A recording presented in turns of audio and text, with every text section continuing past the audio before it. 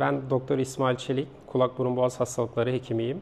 Medipol Acıbadem Bölge Hastanesi'nde çalışmaktayım. E, Bugün kimlere bademcik ve geniz eti ameliyatı öneriyoruz? Bu konu hakkında bilgi vermek istiyorum. Temelde iki sebep nedeniyle bademcik ve geniz eti ameliyatını gerçekleştiriyoruz. Büyümüş bademcik ve geniz etinin hava yolunu tıkayarak ağız açık uyuma, horlama, uykuda nefes durması gibi sonuçlara yol açması nedeniyle bu ameliyatı gerçekleştiriyoruz. Her zaman bademciklerin tamamının alınması gerekli midir? Eğer hastamız sık bademcik enfeksiyonu geçirmiyorsa, hava yolunu tıkayan büyümüş bademcikleri varsa bu durumda küçültme yoluna gidilebilir. İhtiyacı olduğu halde yapılmayan hastalarımızda neler olabilir? Büyüme gelişme geriliğine, yüz yapısında etkilenmeye, bozulmaya, sık orta kulak enfeksiyonu geçirmesine, sık hastalanmasına, okul başarısında düşüklüklere sebep olabilir. Peki bu ameliyatları nasıl gerçekleştiriyoruz?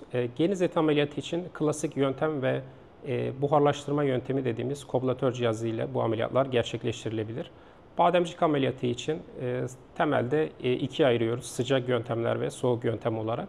Sıcak yöntemlerde yine koblatör cihazı, koter cihazları, ligaşur cihazları kullanılabilir. Klasik soğuk yöntem bu yöntemler arasında ameliyat sonrası ağrının daha az olmasıyla ön plana çıkmaktadır. Ameliyat sonrası süreçte hastalarımızı bir gün hastanede misafir edip ertesi gün taburcu ediyoruz.